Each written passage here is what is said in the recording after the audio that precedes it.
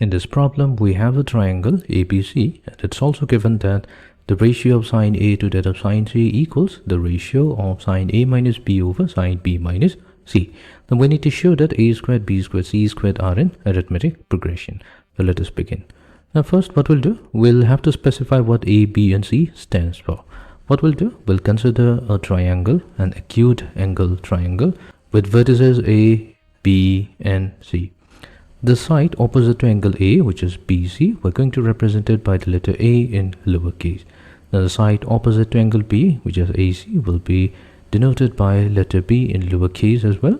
And finally, AB, which is the side opposite to angle C, will be denoted by lowercase letter C. Then we have the law of sines.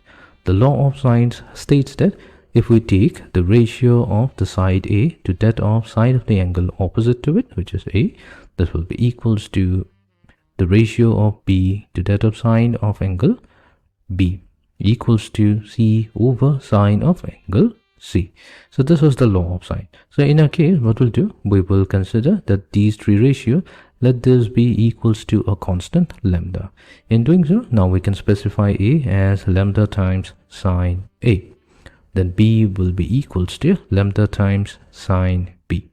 And C will be equals to lambda times sine C. Now let's begin with a problem. So here we are given sine A over sine C. So what we'll do, we'll cross multiply it. So this is going to give us sine A multiplied to sine B minus C equals to sine C multiplied to sine A minus B. Now since ABC represents a triangle, we know that the sum of the interior angles, that means A plus B plus C, so they sum up to pi. So therefore, we can have B plus C equals to pi minus A. And if we take the sine on both sides, so sine of B plus C, that will be equals to sine of pi minus A. Now sine of pi minus A, that's simply sine of A. And since we are in the second quadrant where sine is positive, our value is going to be positive sine A. Therefore, we can say the sine of B plus C, that's going to be equivalent to sine of A. Similarly, if we take A plus B equals to pi minus C and take the sine on both sides, then we'll get that sine of A plus B will be equals to sine C. So that means we can now represent equation number 1.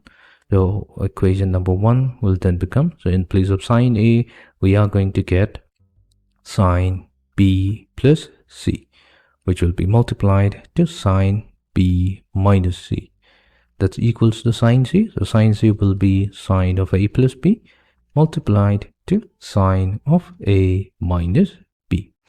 Now let's multiply, multiply both sides with 2. So we have 2 times sine B plus C times sine B minus C equals to 2 times sine A plus B times sine A minus B.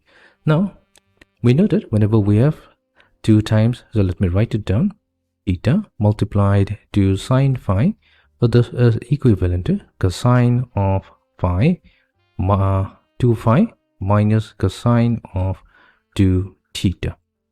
So that means 2 times sine B plus C times sine B minus C will then be equivalent to, now 2 times sine B plus C times sine B minus C will become equals to cosine 2C minus cosine 2B, which will be equals to 2 times sine A plus B times sine A minus B will then become cosine 2B minus cosine 2A. Now, we also know that cosine of 2 theta, so that can be also represented as 1 minus 2 times sine squared theta. So using this fact, cosine of 2c will become 1 minus 2 sine squared c, and negative cosine 2 will become negative 1 plus sine squared b, which will be equals to cosine 2b, so that will be 1 minus 2 times sine squared b minus 1 plus 2 times sine squared a. So here we can cancel out a1 and rewrite this equation to get 2 times sine squared b minus sine squared c equals to sine 2 times sine squared a minus sine squared c. Now we can factor out 2 from both sides. We're going to get sine squared b minus sine squared c. Now we have already defined with the law of sine that a equals to lambda times sine a, which means sine a can be also represented as a over lambda. Then sine b, we can represent it as b over lambda. And sine c is going to give us c over lambda. So let's replace this value here. So we have 2 and 2 factoring out. So sine squared b will become b squared over lambda squared minus the sine squared c will become c squared over lambda squared. This will be equals to sine squared a, which is a squared over lambda squared minus sine squared c. So that will become c squared over lambda squared. We can factor out 1 over lambda squared from both sides. We'll get finally b squared minus c squared equals to a squared minus c squared. And whenever this condition is met, we can say that a squared, b squared, c squared, so these three are in arithmetic progression. Hence proved.